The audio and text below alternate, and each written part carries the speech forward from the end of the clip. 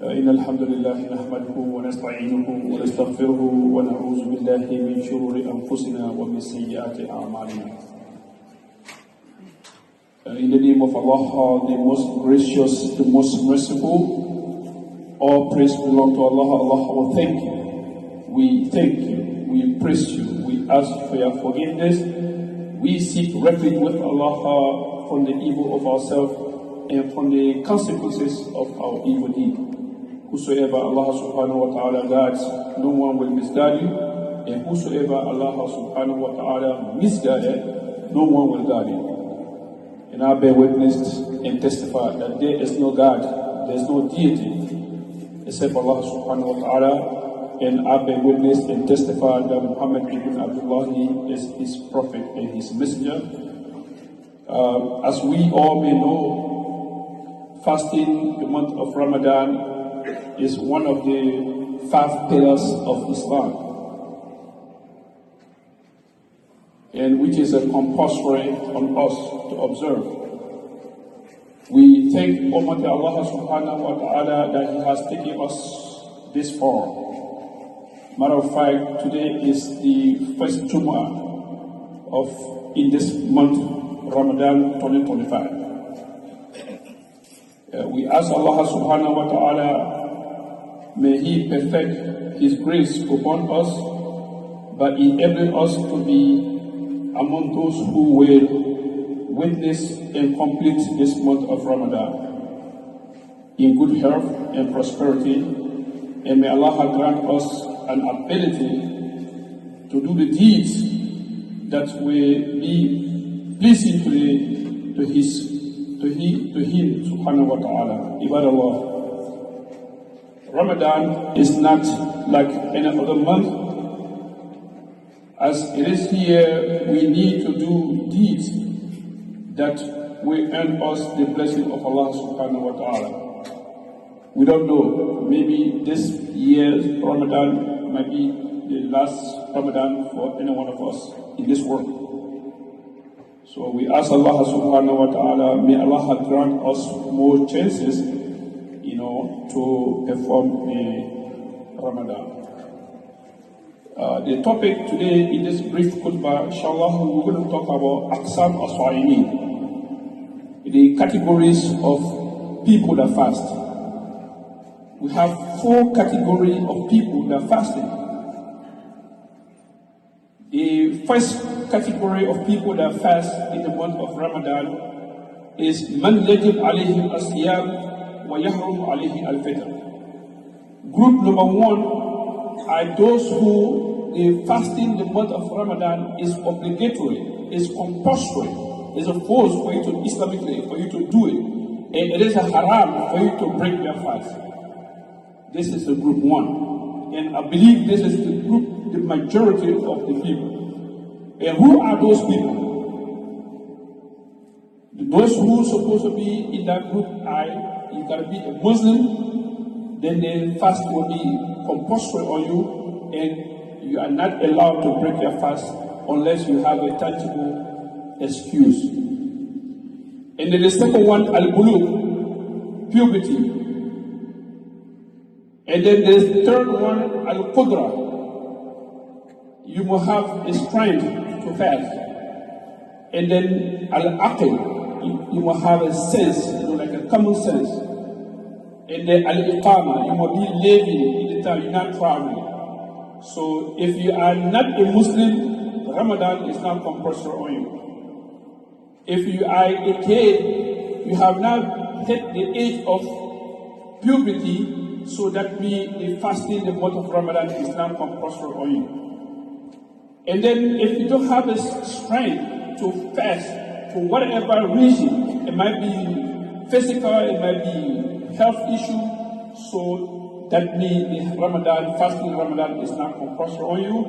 And al-aql, if you are a crazy person, you are a madman, crazy person, retarded, mentally retarded, so you're not supposed to fast. And then the last one, al-iqama, you should be living in where you live, the city you live in or the country you live in. That means you are not traveling. So, but if you are traveling, that means fasting the month of Ramadan is not compulsory on you. And anyone met all these conditions, that you are a Muslim, you are valid, and then you have a strength, and you live in your time, and you have a sense. If you fail to fast the month of Ramadan, then you have committed one of the kabira min al-kabair. You have committed kabira in one of the great sins you have committed. But Islamically, according to our ulama, you are not a kafir. The only time you can be a kafir if you say, okay, I'm not fasting, and I don't even believe this fasting is part of the religion. Then that you become kafir right there. That is the first one. Group number 2, man yajib alayhi al-fitr wa yuhrim alayhi al-siyam. It's opposite the first one. There is a group of people, it is a compulsory, it is a wajib on them to break their fast. It is a wajib. And then fasting is haram on them. I mean, they are forbidden to fast. And who are those people? The woman who is menstruating, experiencing menstruation bleeding, you are not supposed to fast. So that means breaking fast is compulsory, is farida on you, and then you're not supposed to fast. And then the woman who have a pronatal bleeding, you just have a baby, and then you bleed, we call it al-hayd wal nifas. If you just gave a baby and you bleeding, so that means you are in that kind of situation, it is compulsory on you to break your fast. You're not supposed to fast. And then even fasting is haram on you. You're not supposed to fast. Wait, what is my dalil? Aisha, Zawjat Nabi sallallahu alayhi wa sallam reported, كنا نهيد على أحد الرسول صلى الله عليه وسلم فنؤمر بقضاء الصوم ولا نؤمر بقضاء الصلاة. Aisha said that, narrating from the Rasul sallallahu alaihi wasallam, that Aisha said that during the Prophet Muhammad sallallahu alaihi wasallam time, we used to have that kind of situation. So time we used to be having the women monthly menstruation, but we will be asked to pay those days that we were menstruating. But they didn't tell us to pay for the salat that we miss when we are menstruating. And then group number 3 are those people that they allow them, they are permitted to break their fast, but it is compulsory for them to pay for those days that they were not fasting when the Ramadan is over. Who fall in that category? Category number 1, al-musafir. When someone is traveling in this kind of situation, Allah allow you, or our Islam allow you to break your fast when you're traveling. If you're going from here to New York, for example, or you're going to Geneva, or wherever you're going, you are allowed Islamically to break your fast and be eating. But guess what? When the Ramadan is over, you have to pay for those days. And then Allah subhanahu wa ta'ala said, Man kana minkum maridan aw ala safarin fa iddatun min ayamin ukhra. That is the third one. The last one, but that is, some people, they are permitted to break the fast, but they gave the ransom, and we call it in Arabic al-fidya. You are allowed to break your fast, but when the Ramadan finishes, you have to give al-fidya. And who fall in those categories? These are the older people, and then be it woman or man, older men or older woman, they are allowed to break their fast. They are permitted to break their fast, but they have to give fidya. And what is the fidya? Every day you're not able to fast because of your old age, you have to give, for Abu Miskin, you have to give that for every day. If you fall short for 2, 3, or the whole month, you have to, give food for the poor people for the period that you did not fast. بارك الله لي ولكم في القرآن الكريم وفي سنة نبيه المطهرة وجعلني وإياكم ممن يستمعون القول فيتبعون أحسنه. أقول ما سمعتم واستغفر الله لي ولكم ولسائر المسلمين والمسلمات من كل ذنب فاستغفروه إنه هو الغفور الرحيم.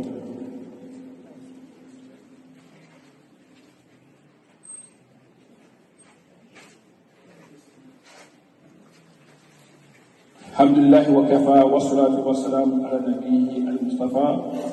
This brief second khutbah, we're going to talk about how can we maximize the benefit of the Ramadan.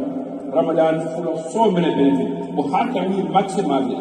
The first thing, I said it and I'm saying it again, the first thing, take Salat Tarawih very seriously. If you want to maximize, you want to get more benefit during the month of Ramadan, please make sure you take Salat Tarawih very seriously. The reason, because Rasul sallallahu alayhi wa sallam said in his hadith that anyone come to the masjid and pray the Tarawih with the Imam, and then you remain with the Imam until the Imam finish completely. The angels will write that you are praying for the rest of the night. Here in our masjid here, we make, like a Tarawih from Isha all the way to Tarawih, everything from 7 o'clock to 8 o'clock, maximum. So can you imagine, you come here, you attend the Tarawih, you pray with the Imam, we finish 8 o'clock, and you go home, you go lay down and sleep.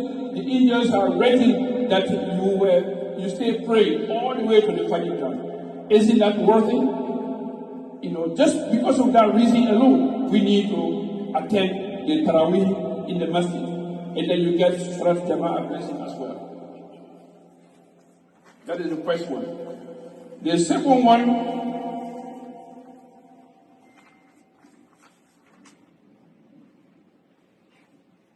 you should plan for an itikaf. It's called circulation. It's called religious retreat. If you have a chance, during the last 10 days, please attend the itikaf. Itikaf means to remain in the masjid for the certain period of time. Keep away, disconnect from all the distractions in the world. You come to the masjid, all you do, prayer, you make dua, you read the Quran, far away from all the distractions. This itikaf is very, very, very important. If you want to maximize the benefit of the Ramadan, make sure you make an itikaf. It is very beneficial. The third one, if Allah gave you a chance, go to Umrah in the month of Ramadan. There is a woman who complained to Rasulullah that I did not have a chance to go to Al-Hajj with you, Rasulullah. Because we have only one camel, and my son and my husband have to go to the Hajj with you, so I didn't have chance to go. So Rasul said, do not worry.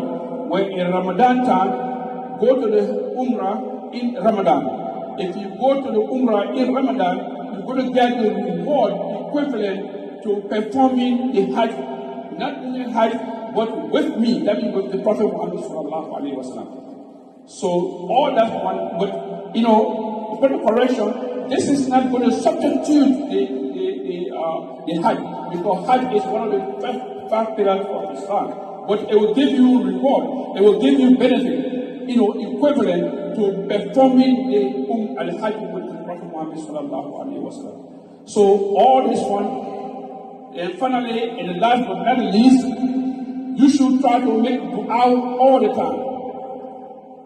You don't have to send money to somebody in Africa or somewhere and say, oh, please make dua for you. Wallahi, you can make a dua for yourself. Allah says, وَإِذَا سَأَلَكَ عِبَادِي عَنِّي فَإِنِّي قَرِيبٌ أُجِيبُ دَعْوَةَ الدَّاعِ إِذَا دَعَانِ. Rasul tell them, if my slaves ask about me, tell them that I'm very close to them. I can respond to their, to their supplication. I can respond to their dua when they call me. So let them ask me, particularly when you're fasting. And one of the best times to make dua when you break in your fast. As soon as you break the fast, whatever dua, something worrying you, your family, your husband, and whatever, your job, make dua. As soon as you put that tamar in your mouth, that happiness in you that you really broke the fast, make dua. Ask Allah anything. If you ask Allah subhanahu wa ta'ala, Allah is ready to answer your supplication. And all this is very, very important to maximize your blessing in the month of Ramadan. Having said that, we have come to the end of the khutbah for today. Allahumma inni da'in fa'aminu. Allahumma la tada'na fi maqamina hadha zanba illa ghafartahu wa la hamman illa farajtahu ولا دينا إلا قضيته اللهم اغفر لنا ولإخواننا الذين سبقونا بالإيمان ولا تجعل في قلوبنا غلا للذين آمنوا ربنا إنك رؤوف رحيم وقوموا إلى صلاتكم يرحمني ويرحمكم الله.